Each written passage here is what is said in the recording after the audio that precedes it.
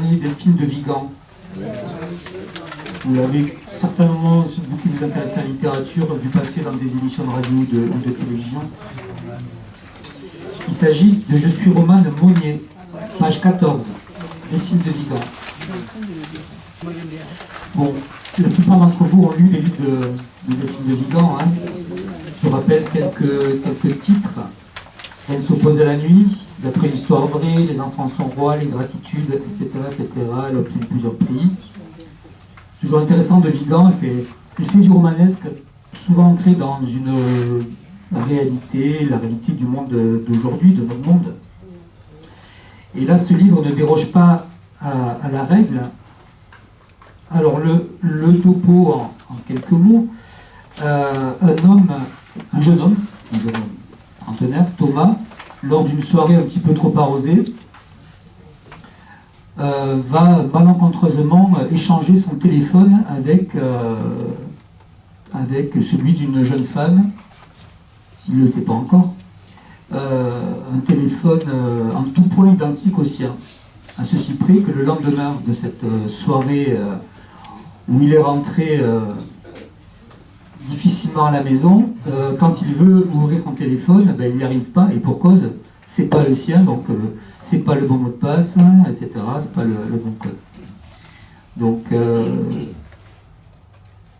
si ça vous arrive, puisque vous avez tous, ou presque, je pense, ce téléphone aujourd'hui, vous savez tout le désarroi que ça peut causer. Et c'est le cas du personnage de Thomas qui se retrouve très très très embêté. Il ne comprend pas d'abord. Il fait plusieurs essais, il bloque le téléphone, bref, c'est un peu compliqué. Et puis, avec l'aide de sa fille, qui est beaucoup plus branchée sur les nouvelles technologies, il va réussir à débloquer et retrouver la propriétaire du téléphone. Alors que feriez-vous si vous retrouviez le téléphone de quelqu'un? Tiens, bonne question. Qu'est-ce que vous feriez? Est-ce que vous sauriez... Est-ce que vous rendez le téléphone comme ça ou pas? Comme ça. Vous regardez pas. Bon, vous êtes bien élevé. Ça donne envie de perdre son téléphone ici. Alors, c'est pas le cas de tout le monde, puisque... Une fois... Voilà. Est-ce que vous avez envie après de regarder un petit peu ce qu'il y a dans le téléphone? Parce qu'en fait, le téléphone aujourd'hui, en fait, vous savez, c'est la vie de tout le monde. Les gens ont leur vie dans les téléphones. Et d'ailleurs, c'est assez fou quand on y pense. Tu effaces au fur et à mesure. Et beaucoup de gens ne l'effacent pas. Quand on regarde, si vous commencez à regarder ce que vous avez dans vos téléphones, en termes de contenu, en termes de nombre de mails, d'images, vous allez, franchement, c'est vertigineux. Hein. Donc Thomas, après avoir regardé un petit peu dans le téléphone et après avoir surtout retrouvé la propriétaire, lui ce qu'il veut c'est d'abord retrouver son téléphone. Évidemment, il a tous ses contacts, il a toute sa vie là-dedans. Et il va y arriver. Et là, la grande surprise, donc la Romane Monnier du titre, à qui appartient le téléphone, lui dit en fait le téléphone, gardez-le. Je vais vous rendre le vôtre, mais ce téléphone, vous pouvez le garder. Mieux, elle lui donne les codes. Elle lui donne les accès. À partir de là, alors lui, il est un peu désarçonné, qui peut avoir envie de faire table rase comme ça de son passé? Parce qu'en fait, c'est ça le truc. C'est à un moment donné, tu mets à distance ta vie, quoi. Ta vie. Le sujet est très contemporain et très romanesque en réalité. Et Thomas qui va, du coup, voilà, il a cette curiosité d'aller voir avec les accès, il va insister pour rendre son téléphone et elle ne veut pas, bon très bien, donc il va commencer à regarder le téléphone et là, un monde, la vie d'une autre, va s'ouvrir à lui. Et ça va devenir de plus en plus addictif.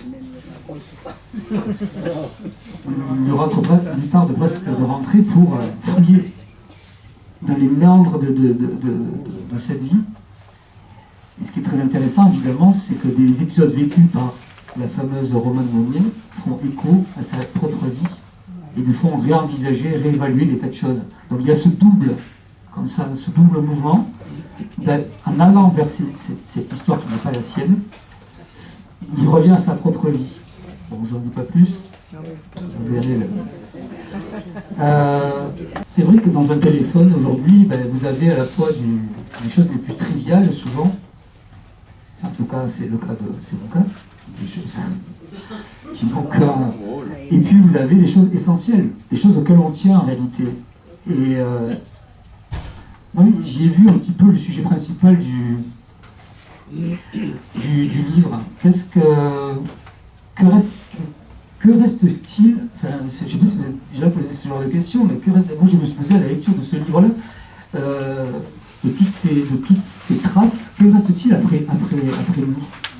D'ailleurs, qu'est-ce qu'on fait du téléphone des personnes disparues? Ça ouvre des tas de questions en réalité. Voilà, donc écoutez, je vous conseille, du coup chacun se jette sur son téléphone, le téléphone du copain. C'est maintenant, vous pouvez changer vos téléphones, et surtout vous donnez bien les codes d'accès. Voilà, et notamment le site de la banque, éventuellement. Hein. Voilà, donc un livre très intéressant, très pertinent, à mon avis, qui va donner lieu encore une fois à une adaptation cinématographique, parce qu'il y a de quoi faire au niveau romanesque. Voilà, très intéressant.